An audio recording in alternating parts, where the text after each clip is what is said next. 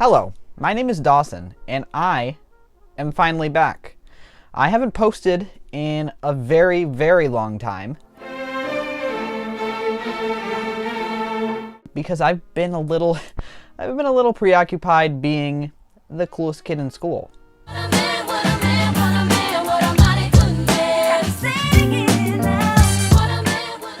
No, actually, it's just because I've been making a bunch of other videos for school projects and things, and I literally haven't had time to do anything else. So this is my comeback, I guess you could say. So the only question left to ask is, what movie could have drugged me back in, right?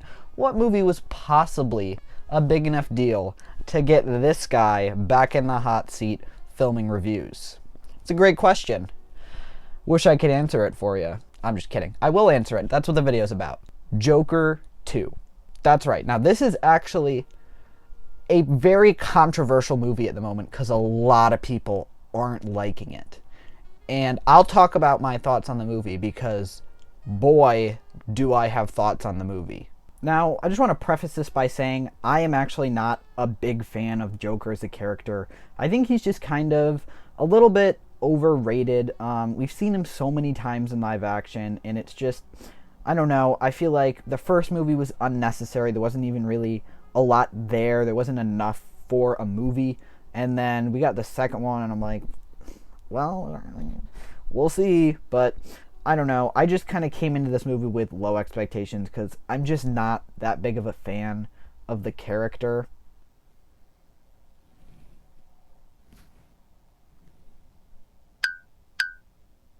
So obviously, I was kidding. But I'm a bad liar, Joker 2 was literally actually my most anticipated movie of this year.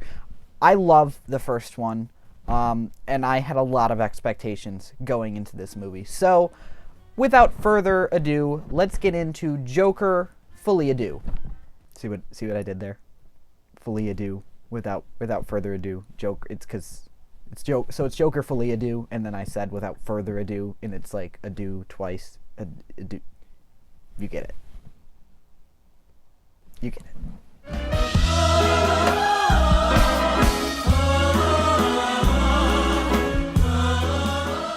Starting out with the biggest aspect of the first movie, in my opinion, Joaquin Phoenix's performance.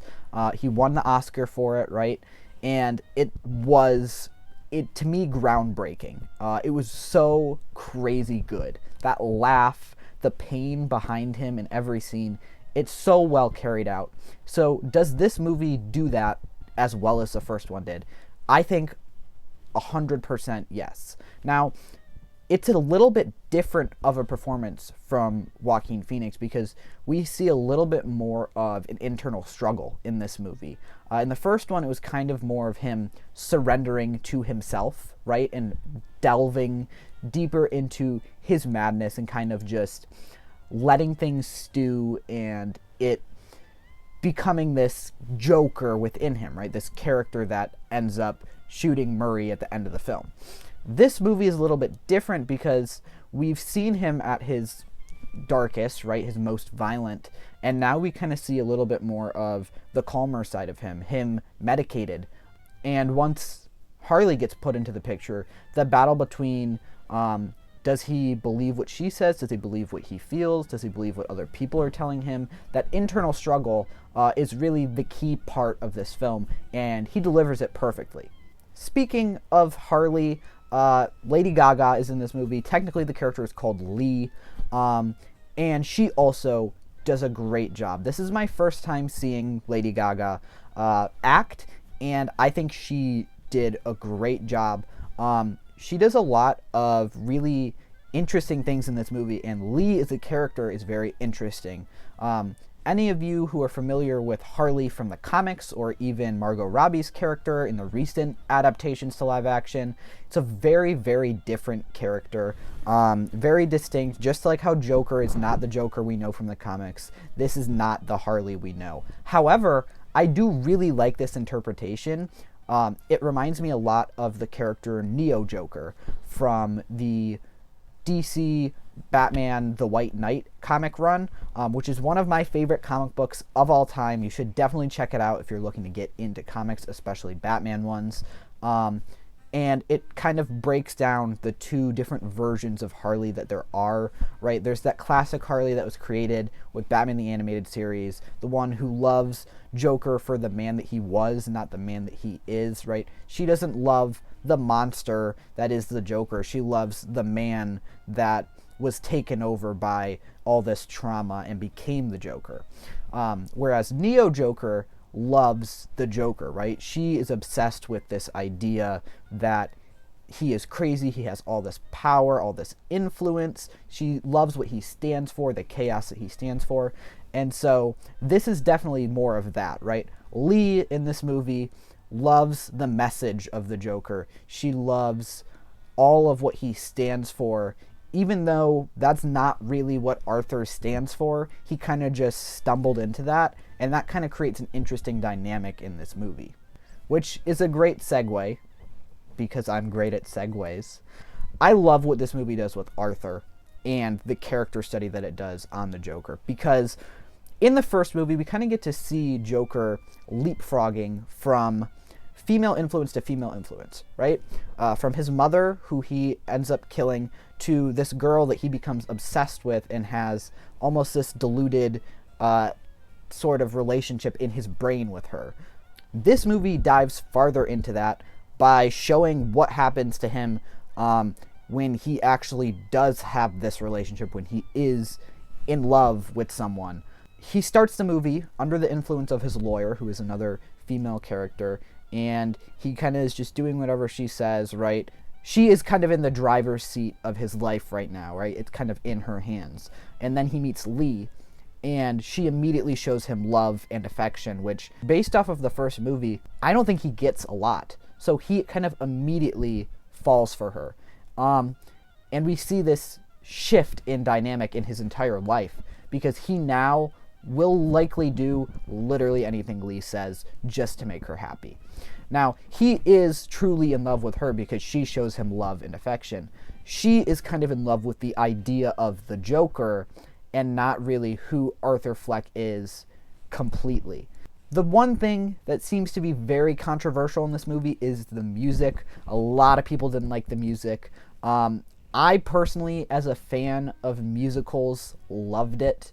I think that they did a really good job of ramping it up throughout as his delusion becomes more and more unhinged. So the movie starts with these little musical segments that are kind of based in reality, right? There isn't these huge elaborate sets, there isn't huge dancing, right? And then as he leans further off his medication, as he gets further into this state of madness, it gets more and more like a musical. And I think that that's a really cool way to highlight how his brain works, because we've seen just how important music is to him in the first movie, right? His transformation into the Joker was that bathroom scene where he danced to that music, and it seems like music is kind of what helps Arthur perceive reality, whether or not it actually is real. Music kind of grounds him in a way that other things cannot. Joaquin Phoenix actually has a lot better of a voice than I thought he would. I know that he plays a singer in another movie. I haven't seen it, but I've heard that he has a good voice, and I was pleasantly surprised by it in this movie. But Lady Gaga, oh my Gaga. Oh, yeah, that works.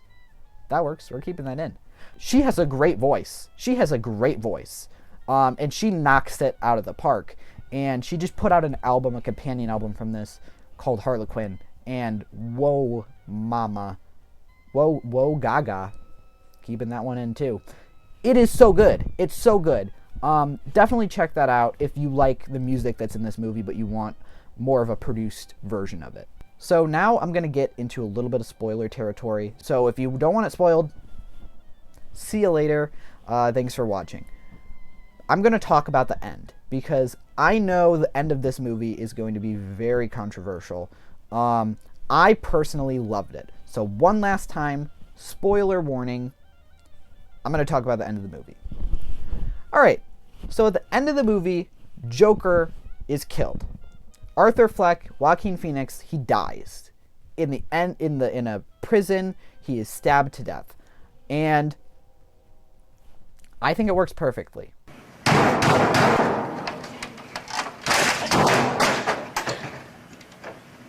Now, a lot of people are not going to like this ending, and I completely get that. But this character, right, he's found guilty in this trial throughout the movie. They're going to kill him anyways. I think it makes the most sense for him to be killed in the prison by someone else who is equally as crazy as him. It just fits for this character. He's had such a hard life. He's gone through so many hardships, and he's played things very dangerously, right? He has consistently done things and fallen into the wrong scenarios. It's just ramped up. He just got lucky, really. Throughout this whole movie series, he's gotten lucky. And he built up this group, this cult of the Joker that he didn't even intend to make. So it makes sense that when he kind of steps out of this role, someone else is going to kill him and someone else is going to want to take its place. Because at this point, the idea of the Joker has surpassed what Arthur is even capable of. And it needs a new host, someone who is more unhinged, someone who's more crazy. And that's what we get at the end of this movie. To me, these movies feel like a complete separate thing from anything DC, right? It's an Elseworld story, so it's not DC canon. And I really like that. I am obsessed with the character Joker from the comics, but I think this character, Arthur Fleck, is really interesting. And they do a lot to redeem him in this movie that I really enjoy. He kind of grounds himself more and isn't as crazy, bombastic, or, violent as he was in the first one. All in all, as I go through and I step back, and the further I get from seeing this movie, I'm liking it more. And I will be interested to see what everybody thinks, not just critics online. Yeah! Because I think it does actually do a lot of really cool things, and it's getting very overhated online right now. So I would encourage you to just watch it. If you liked the first one, watch this one, and make up your own opinion about it. If you don't like it, you don't like it, but you should at least give it a chance. I do think that we need to support these lower budget DC and Marvel movies, because it allows us to take these characters that we know so well and interpret them in different ways. And I think that that's a really cool opportunity for us as moviegoers and comic book enjoyers to see these different interpretations on the big screen. So please give it a watch. Thank you for watching this video. Subscribe, like, whatever. If you're watching this through The Flash, read some of my other reviews. Let me know in the comments of this if you actually prefer the video format. That's all I got. Thank you guys for watching so much. Bye-bye.